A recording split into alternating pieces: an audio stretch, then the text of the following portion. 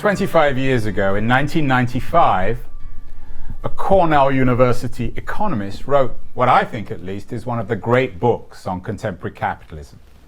The author was Robert H. Frank, and the book was entitled Winner-Take-All Society. The message in the book, I think, if anything, is more pronounced today than it was back in 1995. Now, I have a very young-looking Robert H. Frank with me, 1995. Were you a teenager back then, Robert? No, I was well along by then, Andrew. So you were you're still a relatively young economist, but you were back then a particularly young economist. What were you trying to argue back in 95 in Winner Take All? Yeah, it was a book that I co-wrote with my the best man at my wedding and graduate school classmate Philip Cook, and our thesis was that technology has increasingly enabled the people who are the best at what they do to serve broader and broader swaths of the market. So if you were the best storyteller, once upon a time you told stories in your village, then the printing press came and your reach extended. Now we're all connected on the internet. The best storyteller has the whole world to serve. And if you're really better than anyone else, we don't need the second best or the third best. We can spend most of our time listening to the best in each category. And it doesn't matter if you value the best only slightly more than you value the second best. If there are enough of us who are willing to pay a little bit extra for the best over the second best, that's a huge prize for the person who competes successfully to become the best or to be anointed as the best. In many cases, there's no objective way to say who's best, but whoever is eventually recognized as best, they get a huge payday as a result of that. And those just slightly further back in the queue end up with nothing. And this was, of course, the reverse of the argument made by Chris Anderson in The Long Tail about this restructuring of capitalism in the digital revolution. Yes, and full credit to Chris Anderson. That's a very important concept. Even though it's wrong? It's not wrong. It's just you have two forces pushing in opposite directions. Winner take all is pushing towards greater concentration among top players. Our greater ability to find little niche interests is pushing in the opposite directions. It means people who cater to a tiny fraction of the market can aggregate those people worldwide and find enough buyers to make a living off of what they do. So it's really, in the end, just an empirical question whether the rich are getting richer or whether the fat tail is, or the long tail is extending. And in books, in movies, and other cultural phenomena for which we have data, it's been the winner-take-all effect that has trumped. The share of books sold in total by bestsellers is growing over time, not shrinking.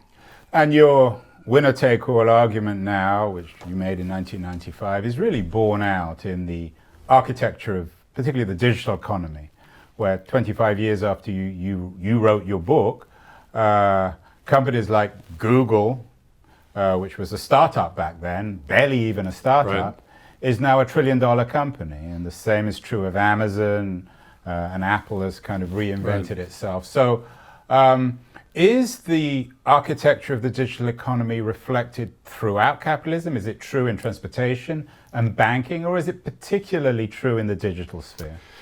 You know, I think one of the mechanisms that Cook and I explored among the many that give rise to winner-take-all markets was processes where if you get a slight early advantage, that positions you better to compete for additional advantage in subsequent rounds. So if you're an actor, maybe you're among 300 who audition for a minor role.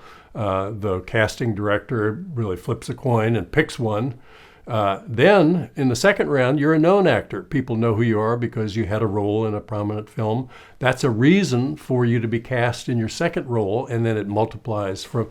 It's called in sociology the Matthew effect. Them that has gets, them that doesn't have don't get. What is the impact of winner-take-all on democracy? I think it's always been true that the rich have not wanted to pay more in taxes. That's not a new thing. But what's new from decades past is that if you're rich, you have much more purchasing power than before. What's true, too, is that because of various legislative changes and cultural changes, cash figures much more prominently in political campaigns than it used to. And so now this long-standing desire of the rich to have lower taxes is given much more force through their ability to buy favors in the political system through their campaign contributions. And so the tax rates on the top earners, they were in the U.S. 92% during World War II. When I graduated from Georgia Tech in 1966, the top tax rate was 70%. 2 years into Reagan's first term, it was 50%. It's now 37%. That's what's happened to taxes over those decades, and it's the main reason why government budgets are in deficit, why we don't have the money we need to make the investments we need to make in decarbonizing the economy. It's all because the winners have taken such a much bigger slice that they're able to get things to go their way in the political system now in a way that they couldn't. Does a winner-take-all society, with its consequent gaping inequality, does that create a society of two worlds? We know that the U.S. In its history was a relatively egalitarian democracy. We've seen in Latin America and elsewhere what happens when inequality grows beyond a certain point. You get revolution, you get social upheaval.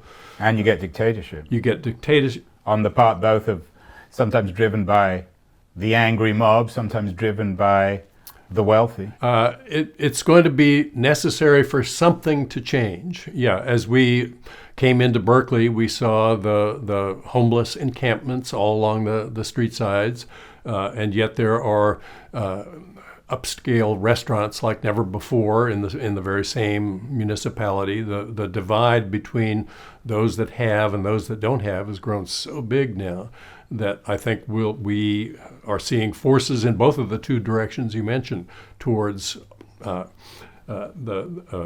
autocrat taking power or towards some sort of a rebellion in the political system. Hasn't this happened before, not just in digital, but in 19th century industrial society? Yes, and it happened as technologies enabled key players to serve broader shares of the market. Each time we've seen these winner-take-all bursts, it's technology-driven. That's our thesis. It's very much driven by that. Now, of course, you can make the story as complicated as you like. Norms change, all sorts of other factors enter. But yeah, the heart of our story is that technology enables the people who are good at what they do to broaden their reach. And in the 19th century, wasn't it fixed by government action, by antitrust, by other kinds of regulation to break these huge monopolies up? Yes, and you don't want to think of the fact that the best producers can serve a broader share of the market as a bad thing in and of itself. That's why wouldn't we want to buy the best? That's a good thing. It's not necessary, though, that the disparate rewards be part of that picture. If we were to level the rewards after tax, as many other countries have done, the Nordic countries, Sweden has about the same pre-tax level of inequality that we do. But to borrow some language from Hillary Clinton in her 2016 debate with Bernie Sanders, we can't all be Denmark. And if we were, then we wouldn't be having this conversation. There is absolutely no reason that the people at the top of the income ladder wouldn't be delighted to continue doing what they're doing, even if they were paying substantially more in taxes. How do we know that? Because we know they were delighted to work hard in World War II when they were paying a top tax rate of 92%, and so on all through those decades. You want to succeed, but succeeding is a quintessentially relative concept. I want to be better than my rivals. But and do you think that the reform of 19th century or early 20th century gilded capitalism, would it have been possible without the First World War? I think it would have been, but obviously there's a saying in political science: don't waste a good crisis. The time to make change is in the Well, wake. we wasted one under the Obama regime. We didn't did, yeah. We had lots of steps we could have taken and should have, but didn't. But yeah, I think it will be easier to make changes in the wake of a crisis. But no, you don't have to have a crisis. Robert, you're also very well versed in behavioral economics, and your new book is actually about peer pressure. How do we exert peer pressure on the wealthy? How do we make them rethink their civic responsibilities? You know, that there are a variety of levers we have, but I think the political arena has now some very talented actors in it who are making cogent, articulate arguments in favor of changes in policy. And I think, there are many groups that are in the top income bracket that are falling squarely in line behind those ideas. And so I think once we persuade enough people, it will just become accepted wisdom that that's what we ought to do. Thomas Frank, nearly your namesake, wrote a famous book trying to make sense of the fact that many of the most avid and passionate supporters of, if you like, inequality, or people who are hostile to any kind of regulation or any kind of way of managing winner-take-all capitalism, are actually poor people themselves. And indeed, as we know from Trump's victory in 2016, he was pushed over the line by, in part at least, the working class whites in the Midwest.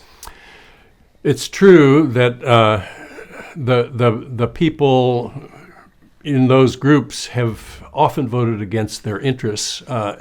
In fact, there was a proposal in the Bush administration, the second Bush administration, to eliminate the estate tax, which they called the death tax. And surveys showed that 2/3 of the people in the bottom fifth of the income distribution thought that was a good idea.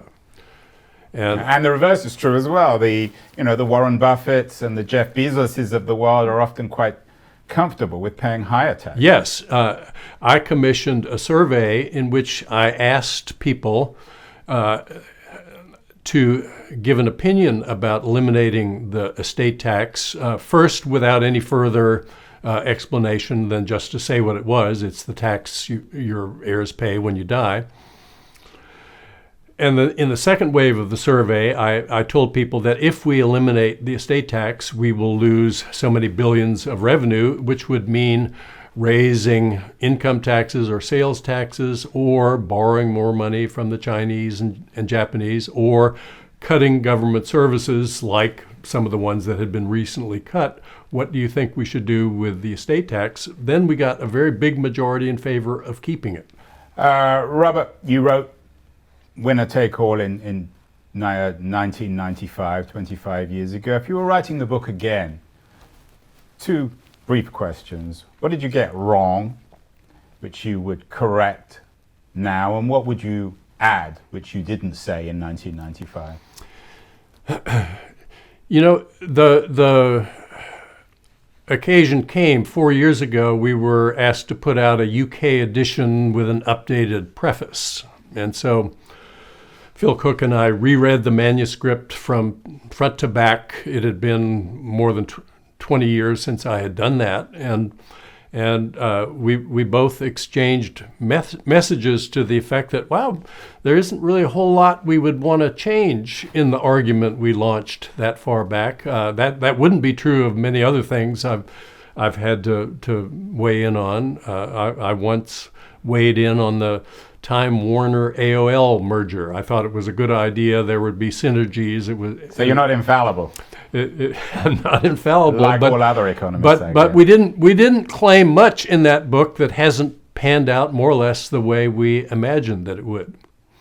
What's I think most different from what we talked about was that was the era where the new film releases were almost exclusively sequels of blockbusters, and the interesting independent films were almost disappearing from the cinema landscape. I think the changes in technology that let people make high quality film productions with very little capital investment have completely turned that around. Now there's just an avalanche of interesting content coming at us now that I don't think either one of us saw happening 25 years ago. We're talking in the Bay Area. Isn't one of the challenges of a winner-take-all world, a winner-take-all society, that talent and wealth congregates in San Francisco, in Los Angeles, in New York, in Washington, D.C., and that the way to reorganize this winner-take-all world, to democratize it, is by empowering smaller communities and particularly secondary cities, which are themselves hotbeds of populism. Yes, and we're seeing some of that, although as the urbanist Richard Florida has written, we're not seeing very much of it. There are some policies that have been proposed to encourage that to happen. One of them that seems plausible to me is greater public investment in research universities in places that don't currently have them. Because we know that even in out-of-the-way places, if there's a good research university, that spawns technological startup firms in its immediate vicinity, and then things snowball out from there. So yeah, I think there are some things we could do to encourage that movement. Finally, Robert, one of the implications, I'm not saying you argue this, but one of the implications of a winner-take-all world, a winner-take-all society, is there is some sort of structural quality, tendency towards it, that it's inevitable, that it undermines human agency, and whether we like it or not, it's just going to happen. Now, I know you don't really believe that. How can ordinary people watching this, who aren't in government, how can we, as citizens, fight against a winner-take-all world, which I think most of us are opposed to? You know, I don't think we want to oppose steps that would enable the people who are best at doing whatever it is they do from being able to get their product or service to more people. That's a good outcome for society. If your child had a serious illness, you'd count it as a plus that you can now consult with the world's expert on that illness rather than the best local practitioner in the area. So I think allow that to happen, but just learn that the enormous rewards that accrue to the best performers if we take no action, those aren't necessary to get people to do the things that they're doing. You know, Steve Jobs famously said, I'm here to make a dent in the universe. If you're not making a dent in the universe, what's the point? If the tax rate had been different on him, he would have done exactly the same thing that he ended up doing. People want to matter. They want to make a product that excites the world. And so allow winner take all, but don't feel that if you take any step to help share some of the rewards that the winners get in the marketplace with the broader community, that you're going to in any way prohibit the progress that we've seen happen in those domains. So you do believe that capitalism has, if you like, a democratic future? Oh, we could do so much within the capitalist structure. You know, people say, oh, well, if you intervene, that kills the capitalist system. No, we've seen systems with regulation and incentives to steer people against all standing to see better, produce outcomes that everybody thinks is, wow, that's a terrific resolution to that problem. So no, I think don't throw out the system that's generated the wealth explosion that we've seen over the past 2 centuries. Harness it, make use of it. But ultimately you believe that this change will come through politics? It has to come through politics. It won't come through voluntary changes in behavior, except as those in turn lead to changes in politics.